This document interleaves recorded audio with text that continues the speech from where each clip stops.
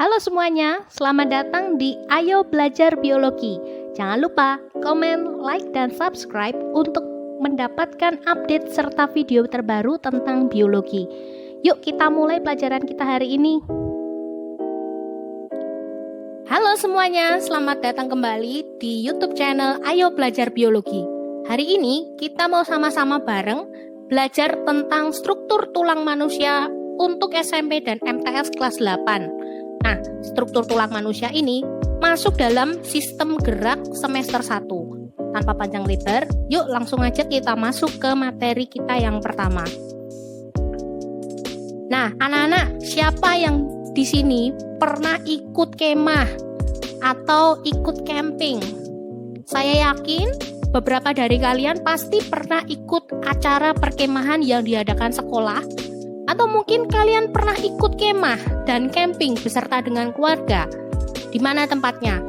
Di dekat pantai atau di daerah pegunungan. Nah, tentunya perkemahan ini sungguh asyik dan menyenangkan ya. Kita bisa sama-sama bertemu dan berkumpul dengan orang-orang yang ada di sekitar kita. Kemudian saat membangun tenda, kalian butuh apa saja? Kalian pasti butuh tenda. Kemudian kalian juga butuh kerangka besi agar tendanya bisa berdiri dengan baik.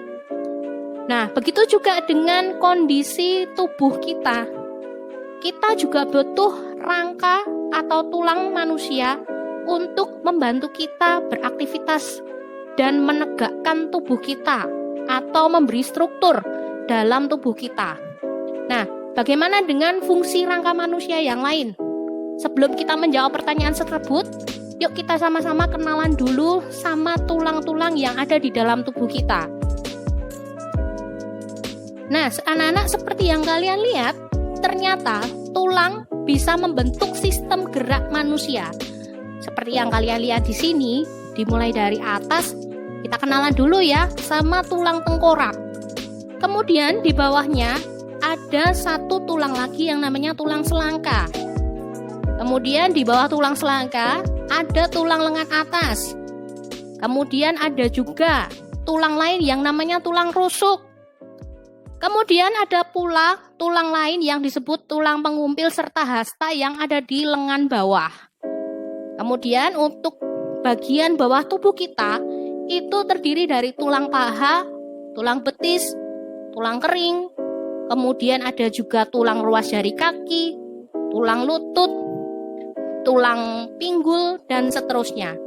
Beberapa jenis tulang ini punya perbedaan bentuk dan penyusun.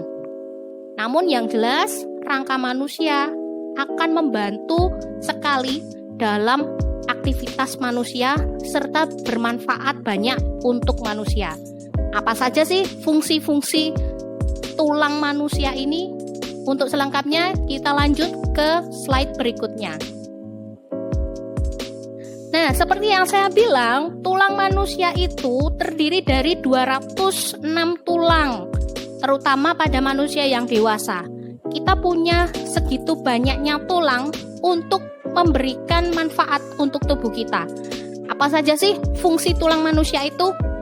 Oke, saya akan jelaskan 4 fungsi tulang manusia dalam kehidupan kita sehari-hari. Yang pertama, tulang manusia punya fungsi untuk memberikan bentuk tubuh seperti yang ada di gambar sebelah ini. Jadi bentuk tubuh manusia, dan manusia itu bisa berdiri dengan tegak, kemudian manusia bisa beraktivitas, bisa duduk, bisa jalan.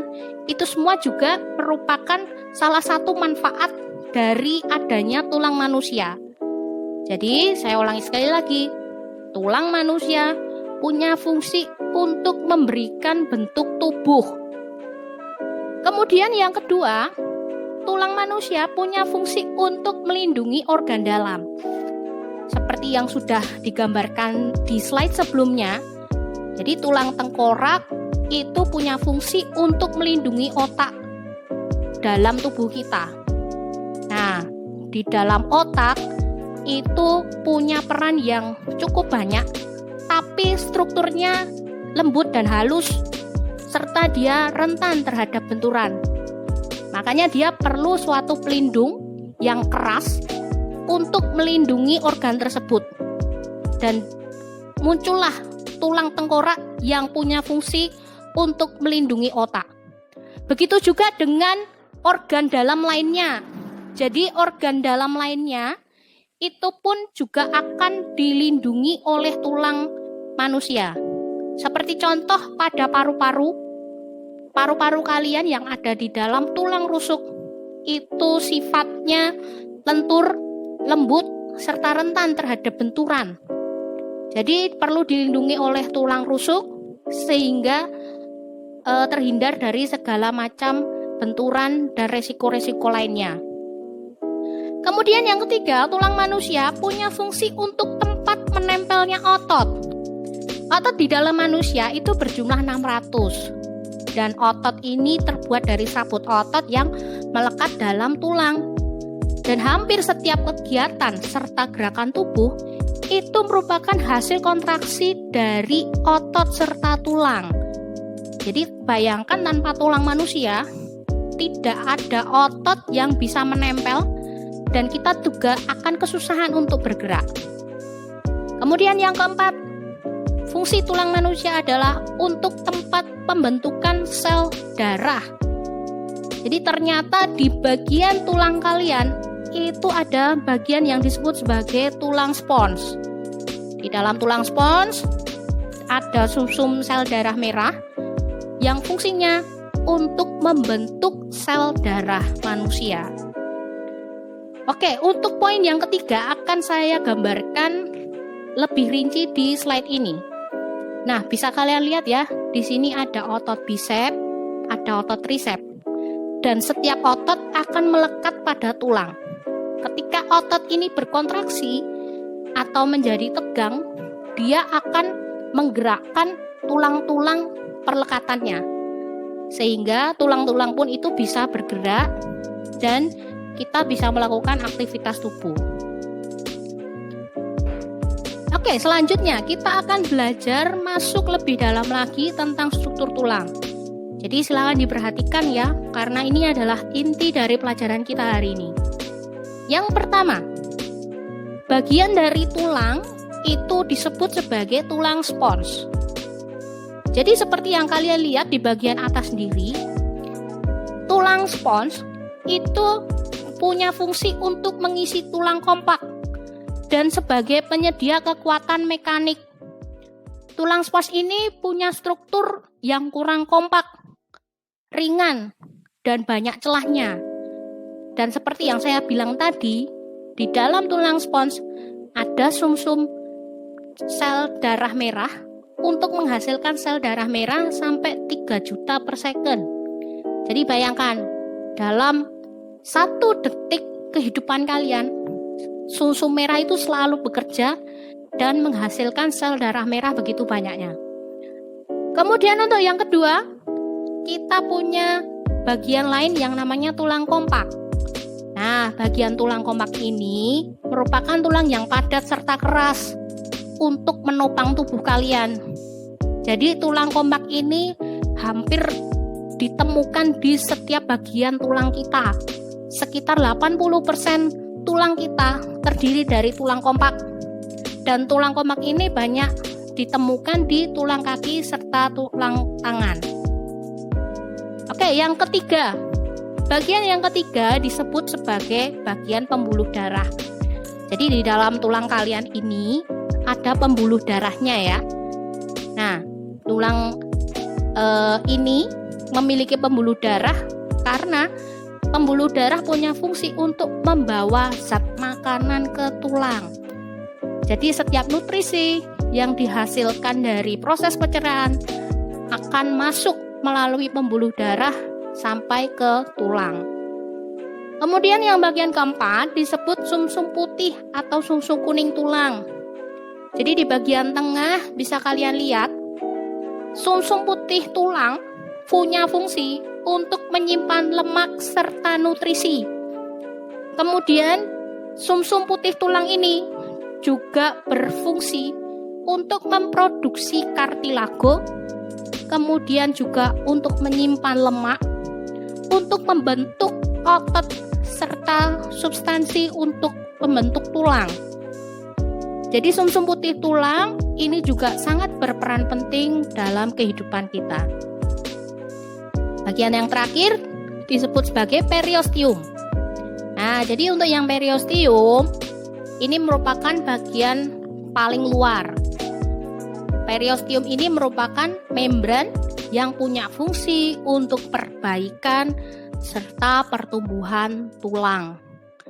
Jadi periosteum punya fungsi sebagai membran untuk perbaikan serta pertumbuhan tulang. Nah, untuk slide berikutnya akan saya berikan gambar tulang yang dibuat secara melintang. Di sini kalian bisa bedakan setiap daerah antara tulang spons, kemudian ada tulang keras, terus kemudian ada juga pembuluh darah serta periosteum. Nah, setiap struktur tulang ini punya perannya masing-masing seperti yang sudah saya sebutkan tadi. Oke, untuk yang slide terakhir kita akan belajar tentang tulang rawan atau kartilago. Jadi tulang rawan atau kartilago ini terdiri dari berbagai matriks protein. Nah, jaringan ini merupakan jaringan yang tebal, lunak serta lentur. Bisa kita temukan di ujung-ujung tulang panjang. Kemudian ditemukan juga di ujung tulang rusuk, dinding saluran napas, hidung serta telinga. Untuk tulang rawan sendiri atau kartilago punya 3 fungsi utama. Ayo kita bahas bareng-bareng fungsi setiap nomor. Nomor 1, fungsi tulang rawan atau kartilago merupakan jaringan ikat yang fleksibel. Kemudian yang kedua, tulang rawan punya fungsi untuk menjaga cairan gerak sendi dengan melapisi permukaan tulang di sendi. Kemudian yang terakhir, tulang rawan punya fungsi untuk melindungi tulang dari benturan. Kalau kalian lihat gambar di sebelah kanan, ternyata jaringan tulang rawan ini meskipun dia jumlahnya tidak sebanyak bagian tulang-tulang lain, tapi dia bermanfaat untuk kehidupan kita. Oke, terima kasih semuanya sudah gabung di YouTube channel Ayo Belajar Biologi. Jangan lupa untuk komen, like, dan subscribe. Dan jangan lupa untuk tetap belajar biologi ya. Terutama di masa pandemi ini kita belajar di rumah kita masing-masing. Sampai jumpa di kesempatan berikutnya.